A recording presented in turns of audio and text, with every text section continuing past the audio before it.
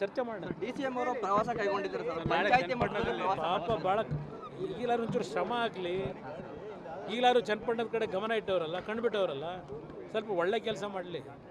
ಇದುವರೆಗೂ KDP meeting ಆಗಿಲ್ಲ, ಹೆಚ್ಚಿಗೆ ಅನುದಾನ ನಾವು ಕೊಡ್ತೀವಿ, 3-4 ಮೀಟಿಂಗ್ ಮಾಡಿದ್ರು ಇಲ್ಲಿವರೆಗೆ ಯಾಕೆ ಕೊಡಲಿಲ್ಲ? ಇಲ್ಲಿವರೆಗೆ ಯಾಕೆ ಕೊಡಲಿಲ್ಲ ಹೆಚ್ಚಿಗೆ ಅನುದಾನ? ಸದ್ಯ ಇಲ್ಲಿ ಕೊಡೋದಿರಲಿ, ಹೆಚ್ಚಿಗೆ ಅನುದಾನ ಕೊಡಿ ಹೇಳದ್ನಲ್ಲ. ಈಗ ಪಾಪ ಹೆಣ್ಮಕ್ಳು ಹಾಲು ಉತ್ಪಾದನೆ ಮಾಡಿ ಕೊಟ್ಟವರಲ್ಲ ಅಲ್ವೇ, ಅಲ್ಲಿ 68 ಕೋಟಿ ದುಡ್ಡು ಕೊಡಬೇಕಲ್ಲ, ಆ ದುಡ್ಡು ಮೊದಲು ರಿಲೀಸ್ ಮಾಡಿಸ್ಬಿಡಪ್ಪ. ಆಮೇಲೆ ಸೈಟು ಮನೆ ಸರ್ಕಾರ ನಡೆಸ್ತಾ ಇರೋದು ಯಾರು ಕೊಡಬೇಕು?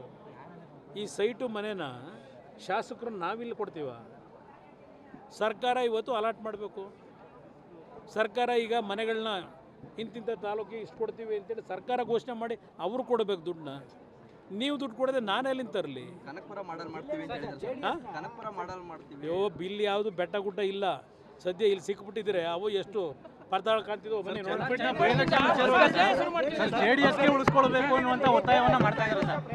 JDSಗೆ ಉಳಿಸ್ಕೊಳ್ಬೇಕು. ರಾಜ್ಯದಲ್ಲೇ JDSನ ಭದ್ರವಾಗಿ ಕ್ವಿಕ್ ಫಿಕ್ಸ್ ಆಗ್ದಂಗೆ ಫೌಂಡೇಶನ್ ಹಾಕ್ಬಿಟ್ರು ರಾಜ್ಯದ ಜನ.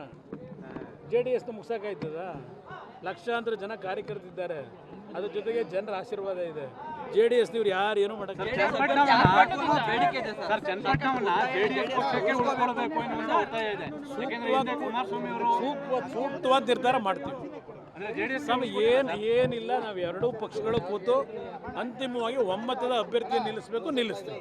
ಅಂದ್ರೆ ಸರ್, ಇದು JDSನ ಭದ್ರಕೋಟೆ ಕುಮಾರಸ್ವಾಮಿ ಆಮೇಲೆ ಚರ್ಚೆ ಮಾಡೋಣ ಬ್ರದರ್. ಇನ್ನೂ ಟೈಮ್ ಇದೆ, ಇನ್ನು ಚುನಾವಣೆನೇ ಘೋಷಣೆ ಆಗಿಲ್ಲ. ಯಾರನ್ನ ಅಭ್ಯರ್ಥಿ ಆಗ್ಬೇಕು ಕಾರ್ಯಕರ್ತರು ಎರಡೂ ಪಕ್ಷ ತೀರ್ಮಾನ. ಇದು ಕಾರ್ಯಕರ್ತರ ಒತ್ತಾಯ ಸರ್.